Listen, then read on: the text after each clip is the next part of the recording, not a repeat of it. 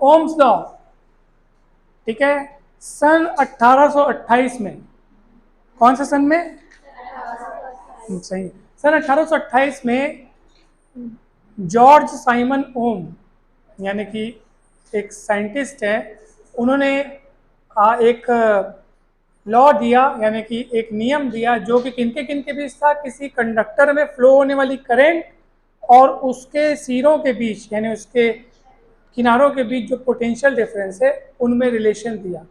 तो उन्होंने बताया कि अगर किसी कंडक्टर की फिजिकल स्टेट में कोई चेंजेस ना हो, फिजिकल स्टेट मतलब कि उसकी लंबाई में, उसके टेम्परेचर में अगर चेंजेस ना हो, तो उसमें फ्लो होने वाली करंट जो है वो उसके सिरों पर जो पोटेंशियल डिफरेंस आपने लगाया हुआ है उसके डायरेक्टली प्रोपोर्शनल होती है। अगर आप फोटो के रूप में समझना चाहो तो ये ऐसा है, ये कंडक्टर है और इसके सिरों के बीच आपने कितना पोटेंशियल डिफरेंस लगाया है, मान लीजिए V लगाया है, V पोटेंशियल डिफरेंस आपने लगाया है, तो उसमें जो फ्लो होने वाली करंट है सर, क्या फ्लो होने वाली करंट, वो किसके डायरेक्टली प्रोपोर्शनल होती है? Potential difference across this conductor, across मतलब उसके सिरों के बीच जितना पोटेंशियल डिफरेंस है उसके डायरेक्टली प्रोपोर्शनल होती है। डायरेक्टली प्रोपोर्शनल का साइन हटाते हैं तो एक कांस्टेंट लेते हैं, वो कांस्टेंट यहाँ पे हम ले रहे हैं R, क्या ले रहे हैं? जिसको उस कंडक्टर का रेजिस्टेंस बोलते हैं, क्या बोलते हैं? रेजिस्टेंस बोलते हैं। इसलिए आप ये फॉर्मूला सदा सदा के लिए याद रखो, V equal I are is Ohm's law, बहुत फेमस है, बहुत आगे हजारों बार इस्तेमाल होगा। तो इसकी शुरुआत वहीं से हुई है। फिर से एक बार सुनिए, आप सबका ध्यान चाहूंगा कि ओम्स लॉ किसको बोलते हैं? यदि किसी कंडक्टर की भौतिक अवस्था यानी कि फिजिकल स्टेट, जैसे लंबाई यानी लेंथ या टेम्परेचर में कोई चेंज ना हो, तो उसमें फ्लो होने वाली करंट उसके सिरों के बीच लगाए गए पोटेंशियल डिफरेंस के डायरेक्टली प्रोपोर्शनल होती है। और प्रोपोर्शनलिटी का साइन हटा के कांस्टेंट लिए R, उसको उस कंडक्टर का रेजिस्टेंस बोलते हैं, V इक्वल आई आर। ठीक है, अब आप इसको कई तरीकों से व्यक्त कर सकते हैं, I equal V by R करके लिख सकते हैं। ठीक है, अगर हम आप देखो ना, डायरेक्टली प्रोपोर्शनल है, इसका मतलब क्या है कि जितना ज़्यादा पोटेंशियल डिफरेंस बढ़ेगा उतनी ज़्यादा करंट बढ़ेगी। करंट मतलब दोनों एक दूसरे के डायरेक्टली प्रोपोर्शनल, एक दूसरे के फेवर में है, इसलिए जब हम इनके बीच ग्राफ खींचोगे, V इधर और I इधर, तो ये उनके बीच जो ग्राफ खींचोगे तो एक सरल रेखा मिलेगी आपको, स्ट्रेट लाइन मिलेगा। कैसा लाइन मिलेगा आपको? एक स्ट्रेट लाइन मिलेगा, ठीक है, जो कि ओरिजिन से गुजरेगा। इसका मतलब क्या है? पोटेंशियल डिफरेंस बढ़ाते जाने से करंट भी बढ़ते जाएगी। जित है सही बात, पोटेंशियल डिफरेंस ज़्यादा होगा तो गैप ज़्यादा होगा, चार्जेस ज़्यादा फ्लो होंगे, चार्जेस क्या फ्लो होंगे? ज़्यादा फ्लो होंगे, सीधी सी बात है। ये ओम का नियम हो गया। ओम के नियम की शर्तें क्या है? शर्तें तो मैंने आपको पहले ही बता दी कि उसकी लंबाई में परिवर्तन ना हो, मतलब कोई भी फिजिकल स्टेट में चेंज, और टेम्परेचर में चेंजेस ना हो। अगर ये चेंजेस होंगे तो समझ जाओ ओम का नियम वहाँ पे लागू नहीं हो पाएगा, क्योंकि ओम का नियम यहाँ पर हम एक बात बता देना चाहते हैं कि केवल मेटेलिक कंडक्टर के लिए सच है। किसके लिए सच है? मेटेलिक कंडक्टर के लिए ये ग्राफ सीधा बनता है। हमेशा ये ग्राफ हर प्रकार के जो सब्सटेंसेस है जिसमें से आप करंट फ्लो करवा रहे हो, और आप सोचोगे सर सबके लिए ग्राफ ऐसा बनता है कि नहीं, मेटेलिक कंडक्टर के लिए बनता है, कंडक्टर के लिए ही ग्राफ बस ऐसा बनता है। सेमी कंडक्टर के लिए अगर तुम लोग ग्राफ बनाओगे तो कुछ दूसरे तरीके का बनेगा, है ना। तो ओम का नियम केवल किसके लिए सत्य है? मेटेलिक कंडक्टर्स के लिए ही बस सत्य है। ये ओम का नियम हो गया। अब मैं फटाफट आपको ओम के नियम का डेरिवेशन बता रहा हूँ कि हम इसको प्राप्त कैसे करें, डिराइव कैसे करें। मुझे आप सब बताइए, ड्रिफ्ट वेलोसिटी का फॉर्मूला क्या होता है?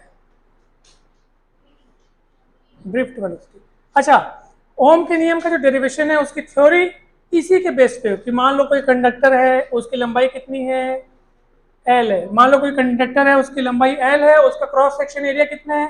A है, और उसके सिरों पर आपने कोई बैटरी लगाई है और उसकी मदद से आपने उसके सिरों के बीच V पोटेंशियल डिफरेंस दिया है, जिससे करंट कितनी फ्लो हो रही है?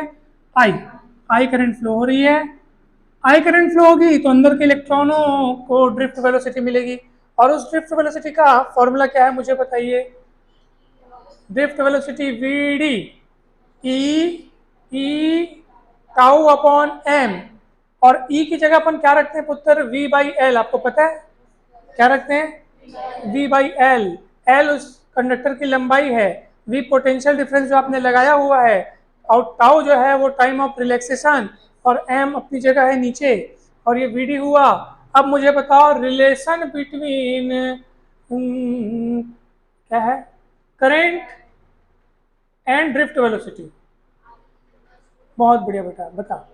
N E A V D, N E A V D, V दिख रहा है ना, V D, N E A V D, V D की वैल्यू रखो यहाँ पे, चलो कितना होगा, N E A V D की वैल्यू रखो, E V tau upon L M. अब देखो ये एन एक बार है, ई दो बार है, इसलिए ई स्क्वायर हो गया, ये ए हो गया, ठीक है। अच्छा एक मिनट है ना, ये सुनो ना, ई वी टाउ, सही है ना, सब सही है ना, हाँ सही है, सही है। एन ई स्क्वायर और ए हो गया, और वी हो गया, टाउ हो गया, और एम एल या एल एम जो भी है। Is it clear to all of you? Okay, ये आई है। अब मुझे एक बात बताओ, ये वी है, ये आई है, ये वी है, लेकिन ओम का नियम लाने के लिए ना हमको वी बटे आई करना पड़ेगा, तभी आर निकलेगा। तो सुनो ना, मैं एक काम यहाँ से क्या करो, ध्यान से समझिएगा, आपको बहुत मजा आने वाला है। आपको मजा कैसे आएगा बताऊं, एम एल को उधर ले जाओ, N E square A tau, V को छोड़ के जो बचा उसको नीचे लाओ, तो क्या होगा बताओ, एम एल उधर गया, N E square A, V रोको, टाउ नीचे लाओ। अब इधर कौन कौन बचेगा, और उधर से आई नीचे ला लिए, क्लियर है। मैं उसको इधर, इसको इधर लिख दूंगा तो कोई तकलीफ तो नहीं होगी। वी बटे आई बराबर M L upon N E square A tau, doubt है क्या? और वो पूरा नियतांक हो जाएगा, यानी कि पूरा कांस्टेंट हो जाएगा। किसी कंडक्टर के लिए इलेक्ट्रॉन का मास नहीं बदलता, कंडक्टर की लेंथ फिक्स रहेगी, क्योंकि कंडक्टर की लेंथ बदल नहीं सकती।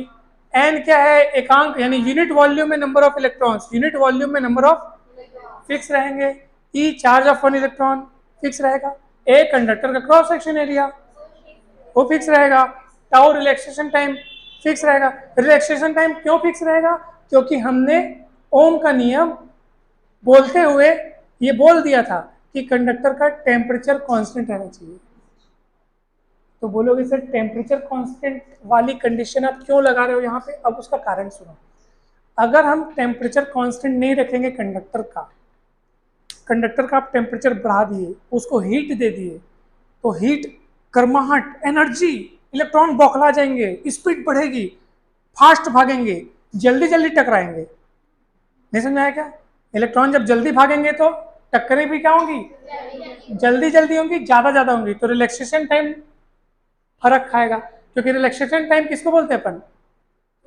दो टक्करों के बीच, दो टक्करों की, दो क्रमागत टक्कर, क्रमागत मतलब एक के बाद एक, जैसे अभी टक्कर हुई, फिर दूसरी जस्ट इसके बाद वाली टक्कर, उसके बीच जो टाइम लगता है उसको अपन रिलैक्सेशन टाइम बोल रहे हैं। अब मुझे बताओ टेम्परेचर बढ़ाने से क्या हो सकता है?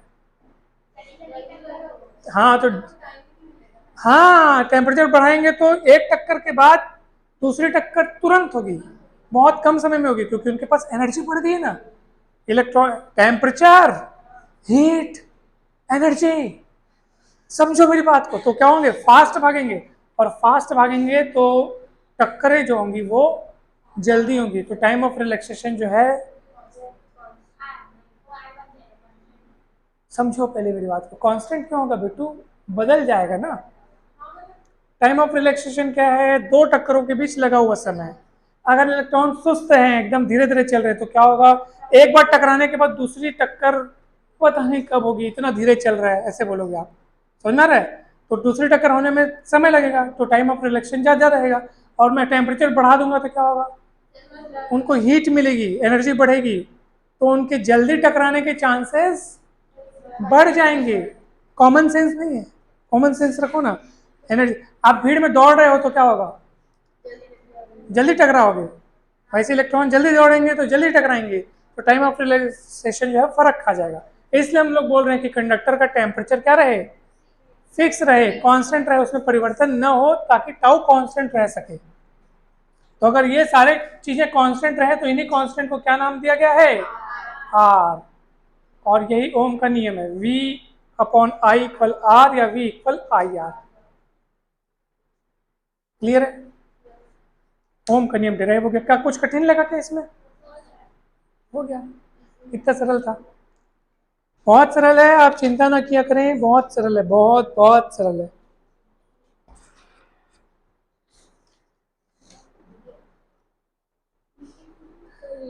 How how how how how आप इसको ऐसा भी लिख सकते हैं, आर कांस्टेंट है तो V is directly proportional to, जहां से हमने शुरू किया था वहीं पे खत्म हुआ है। ठीक है। ओम के नियम की कौन सी दो शर्तें हैं? पहला, उसमें किसी भी प्रकार का फिजिकल चेंजेस जैसे कि टेम्परेचर में चेंजेस ना, उनकी लंबाई या उसके क्रॉस सेक्शन एरिया, उसमें सब फिक्स रहना चाहिए, चेंज नहीं होना चाहिए। ठीक है। ओम का नियम तभी एप्लीकेबल है। और ये शर्त और निगमन यानी डेरिवेशन आप पूरा तैयार करेंगे, ग्राफ तैयार करेंगे, डेफिनेशन, फार्मूला वार्मूला सब क्लियर। ओके, पूरा पूरा बनाना है, पूरा कंप्लीट। कम